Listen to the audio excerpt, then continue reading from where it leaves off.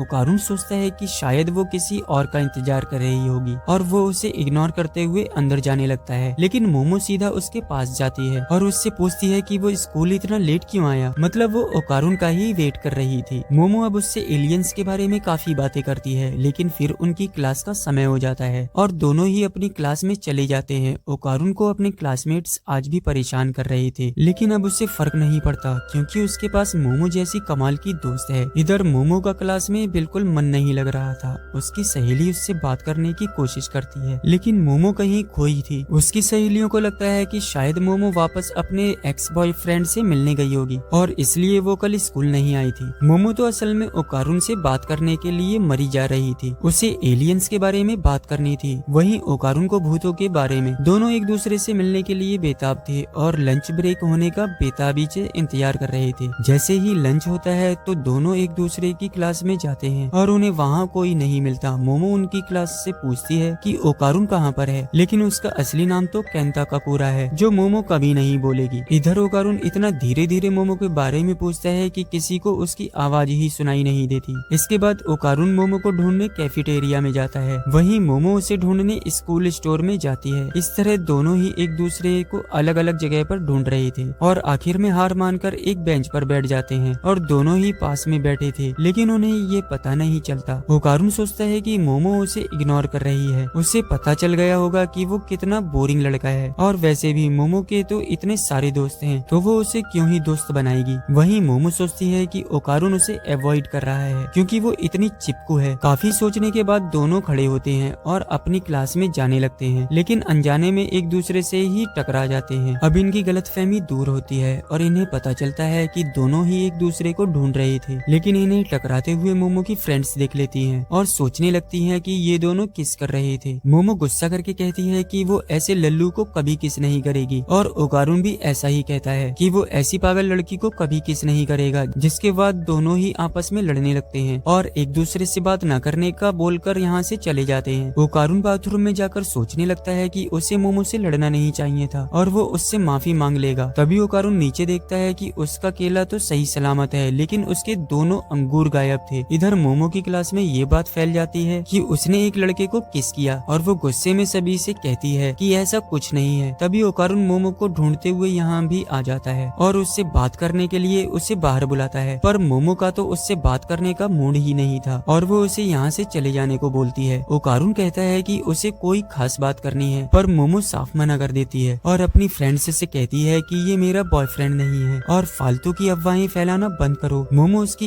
एक बात सुनने को तैयार नहीं थी, तो ओकारुन को लगता है कि मोमो को अपनी फ्रेंड्स के सामने उससे बात करने में शर्म आ रही है और वो निराश होकर वहाँ से चला जाता है। ये देख मोमो के फ्रेंड्स को भी बुरा लगता है कि मोमो को उसके साथ इतना सख्त पेश नहीं आना चाहिए था। स्कूल की छुट्टी होने के बाद ओकारुन एक लड़की से टकरा जाता है जो कि काफी क्यूट थी। इसका नाम आयरा है। आयरा ओकारुन से माफी मांगती है और उससे बात करने लगती है, जिससे ओकारुन शर्मा जाता है। आयरा उसके साथ काफी फ्रेंडली हो रही थी। वहीं इधर मोमो को अपने किए पर पछतावा हो रहा था। तभी वो ओकारुन को आयरा से बात करते देख लेती है और ओकारुन दांत दिखाकर हंस रहा था। मोमो सोचती है कि ओकारुन के कोई दोस्त नहीं थे, तो फिर ये लड़की कौन है। आयरा फिर अपनी दोस्त के साथ यहाँ से जाने लगती है और बोलती है कि वो लड़का कितना बड़ा लल्लू है, मैंने उससे प्यार भरी बातें क्या कर ली, वो तो मुझ पर लट्टू हो गया। मेरे जैसी क्यूट लड़की से तो उसने कभी जिंदगी में बात भी नहीं की होगी। वो लल्लू अब मेरे सपने देख रहा होगा। मोमो ये सब सुन लेती है और अपनी साइकिक पावर से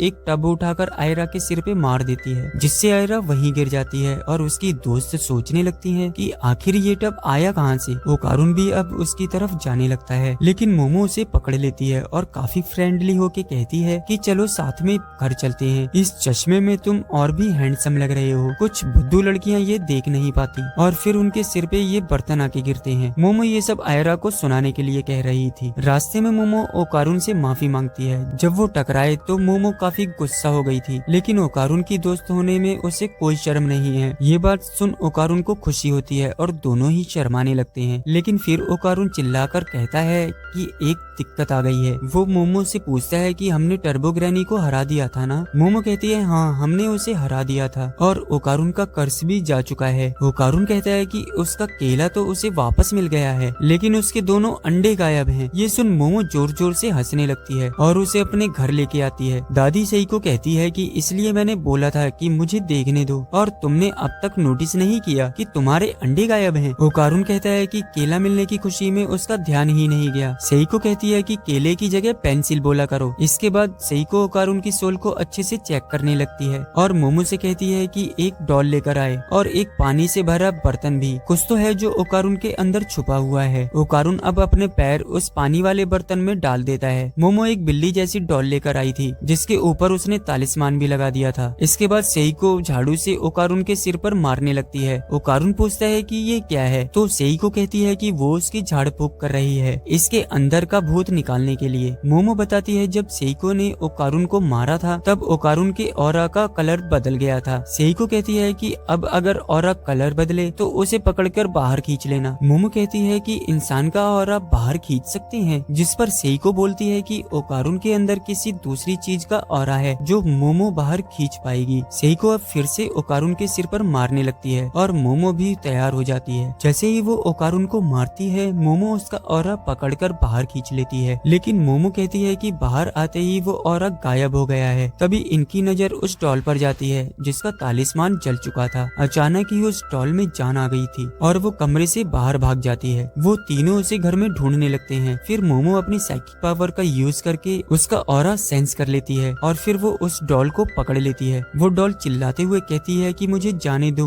वरना मैं तुम तीनों को मार डालूंगी। मोमो और ओकारुन को समझ नहीं आता कि ये कौन है और सेइको उन्हें बताती है कि ये असल में टर्बो ग्रैनी है। टर्बो ग्रैनी बताती है कि जब वो इनके बैरियर स्पेल में जल रही थी तो लास्ट मोमेंट पर वो ओकारुन के शरीर में घुस गई थी, जिससे वो मरने से बच गई और वो इसके अंदर छुपकर अपनी पावर्स के लौटने का इंतजार कर रही थी। उसने सोचा था कि समय आने पर वो इन दोनों को मार देगी। वो इन्हें मारने की धमकी देती है, लेकिन इस डॉल के अंदर वो बस एक छोटी सी बिल्ली लग रही थी और मोमो कहती है कि अब तुम हमारी कैद में हो और तुम हमारा कुछ नहीं उखाड़ सकती। ओकारुन अब उसे तालिस्मान दिखा के डराता है और अपनी बॉल से उसे वापस मांगता है, जिस पर टर्बो ग्रैनी बोलती है कि अगर मैं मर गई तो ओकारुन की बॉल्स उससे कभी नहीं मिलेंगी, इसलिए उसका पलड़ा भारी है। टर्बो अब ओकारुन से कहती है कि किचन में से एक चाकू लेके आओ और इन दोनों दादी पोती को मार डालो, तब मैं तुम्हारी बॉल्स को वापस कर दूंगी। उसके पास कोई और रास्ता नहीं है। ये सुन ओकारुन बहुत गुस्सा हो जाता है और फिर अचानक ही अपने टर्बो ग्रैनी वाले रूप में ट्रांसफॉर्म हो जाता है। मोमो को समझ नहीं आता कि टर्बो ग्रैनी तो ओकारुन के बाहर है, फिर वो उसकी पावर्स कैसे यूज कर रहा है। टर्बो ग्रैनी को भी समझ नहीं आता। सेइको बताती है कि इस कागज के फैन से मार के बुरी आत्माओं को लोगों के शरीर से बाहर निकाला जाता है, लेकिन टर्बो ग्रैनी बहुत ही चिपकू है। शायद इसलिए ग्रैनी खुद तो बाहर आ गई है, लेकिन उसकी पावर्स ओकारुन के अंदर ही रह गई हैं और ग्रैनी का सिर्फ दिमाग यानी कि कॉन्शियसनेस ही उस डॉल में ट्रांसफर हुई है और सिर्फ सेइको ही है जो ग्रैनी के दिमाग को वापस उसकी जगह पर लगा सकती है, यानी कि टर्बो ग्रैनी बस एक बिल्ली है। सेइको अब टर्बो को झाड़ू से मारने लगती है और ओकारुन वापस नॉर्मल हो जाता है। मोमो अब टर्बो ग्रैनी से कहती है कि जब उसे पता चला कि टर्बो उन लड़कियों की मदद कर रही थी तब से वो टर्बो से नफरत नहीं करती। वो टर्बो की तरफ दोस्ती का हाथ बढ़ाती है कि अगर वो ओकारुन की बॉल्स वापस कर देगी तो वो टर्बो को उसकी पावर्स लौटा देगी। टर्बो ग्रैनी इस डील के लिए मान जाती है, लेकिन एक प्रॉब्लम है, उसने ओकारुन की बॉल्स कहीं गुमा दी हैं, जो सुन मोमो और ओकारुन शॉक हो जाते हैं। ग्रैनी बताती है कि उन बॉल्स पर ग्रैनी की स्पिरिचुअल एनर्जी का कवर चढ़ा हुआ है और वो बिल्कुल सोने के अंडे जैसी चमक रही होंगी। उसे देखते ही ये लोग पहचान लेंगे। मोमो और ओकारुन रात को ही बॉल्स को ढूंढने निकल गए थे पर उन्हें कुछ नहीं मिलता, जिस पर टर्बो ग्रैनी कहती है कि शायद उन्हें किसी और ने उठा लिया होगा। उन बॉल्स में पावरफुल लाइफ फोर्स भरी हुई है जिनकी तरफ आत्माएं और भूत आकर्षित होते हैं। उन्हें लगता है कि अगर वो लाइफ फोर्स वाले ढेर सारे आइटम्स इकट्ठा कर लेंगे तो वो वापस से जिंदा हो सकते हैं, इसलिए शैतानी आत्माएं लोगों पर हमला करके उनकी लाइफ फोर्स चुराने की कोशिश करती हैं। मोमो कहती है कि अगर किसी ने उन बॉल्स को उठा लिया होगा तो फिर वो हमें कभी नहीं मिलेंगी, जिस पर टर्बो ग्रैनी बोलती है कि मुझे क्या फर्क पड़ता है। ये सुन दोनों उसे जूते मारने लगती हैं और उसका पापड़ बना देते हैं। मोमो कहती है कि उन्हें वापस घर चलकर कुछ और सोचना चाहिए। घर पर सेइको कहती है कि वो अपने जान पहचान के लोगों से उन बॉल्स के बारे में जानकारी लेगी। साथ ही टर्बो ग्रैनी की पावर्स अब ओकारुन के अंदर हैं, तो हमें संभल कर रहना होगा क्योंकि उसका इस खतरनाक शक्ति पर काबू नहीं है। अगले दिन जब ओकारुन स्कूल जाता है तो उसकी क्लास के कुछ लड़के उससे मोमो के बारे में पूछने लगते हैं कि वो कितनी क्यूट है, क्या तुम उससे हमारी जान पहचान करवा सकते हो। अब ओकारुन को भी रियलाइज होता है कि वो कितनी क्यूट लड़की है। वो उससे दोस्ती करके इतना खुश था कि उसने कभी इस बात के बारे में सोचा ही नहीं और वो बहुत सुंदर है, लेकिन वो खुद को पंच करने लगता है क्योंकि मोमो उसकी दोस्त है और उसके बारे में ये सब सोचना गलत बात है। तभी वो लड़का ओकारुन से पूछता है कि तुम लोगों ने कितनी बार किया है। ऐसा सुनने में आया है कि वो लड़की किसी के भी साथ सो जाती है। अब ये सुनकर ओकारुन बहुत गुस्सा हो जाता है और उसकी कॉलर पकड़कर पूछता है कि ये झूठी र्यूमर्स कौन फैला रहा है। वो लड़के उससे लड़ने को तैयार हो जाते हैं तो ओकारुन गलती से ग्रैनी वाले रूप में ट्रांसफॉर्म हो जाता है। ओकारुन कहता है मोमो इस तरह की लड़की नहीं है तो उसके बारे में अफवाहें फैलाना बंद करो। ओकारुन का ये रूप देखकर वो लड़के डर जाते हैं और बोलने लगते हैं कि हम समझ गए। ओकारुन फिर खुद को शांत करता है और नॉर्मल होकर अपनी बेंच पे जाके बैठ जाता है। तभी उसके बैग में से टर्बो ग्रैनी बाहर निकलती है, जिसे देखकर ओकारुन चौंक जाता है और तुरंत उसे लेकर अपनी क्लास से बाहर निकलता है और ऐसी जगह जाता है जहाँ और कोई नहीं था। ओकारुन पूछता है कि वो उसके बैग में क्या कर रही है, जिस पर टर्बो ग्रैनी बोलती है कि सेइको ने कहा था कि मैं कहीं पर भी जा सकती हूँ क्योंकि मेरे अंदर कोई पावर नहीं है। टर्बो अब ओकारुन को बहकाने की कोशिश करती है कि ये पावर्स तुम्हारे काबू से बाहर हैं, तो मुझे फिर से तुम्हारे शरीर में जाने दो, मैं अपनी पावर्स लेकर बाहर आ जाऊंगी। लेकिन ओकारुन उसके झांसे में नहीं आता और बोलता है कि पहले मेरी बॉल्स वापस करो। तभी मोमो भी यहाँ आ जाती है, जिसे देख ओकारुन शर्माने लगता है और उससे नजर भी नहीं मिला पाता और यहाँ से भागने लगता है और मोमो भी उसके पीछे पड़ जाती है। वहीं टर्बो ग्रैनी बैग से निकलकर स्कूल में घूमने लगती है। मोमो वापस अपनी क्लास में पहुंच जाती है और सोचने लगती है कि ओकारुन उसे अवॉइड क्यों कर रहा है, जिससे मोमो बहुत गुस्सा होती है, जबकि वो तो उसका बॉयफ्रेंड भी नहीं है। मोमो की फ्रेंड बताती है कि वो एक अच्छा लड़का है, उसकी अपने क्लास के कुछ लड़कों से लड़ाई हो गई थी क्योंकि वो मोमो के बारे में कुछ बुरा कह रहे थे। स्कूल में कोई तो है जो मोमो के झूठे र्यूमर्स फैला रहे हैं और ये जानकर ओकारुन गुस्सा हो गया था। इसके बाद हम उस लड़की आयरा को देखते हैं जो खुद को सबसे सुंदर लड़की समझती है। जब वो हॉल में चलती है तो सभी की नजरें उस पर होती हैं और आयरा उन लड़कों को प्यार से ग्रीट भी करती है, जिससे वो सब उस पर लट्टू हो जाते हैं। वो सुंदर होने के साथ साथ दिल की भी अच्छी है, लेकिन जब कल मोमो ने उसके सिर पर बर्तन गिराया था तो वो बहुत गुस्सा हो गई थी और बदला लेने के लिए उसी ने पूरे स्कूल में उसके बारे में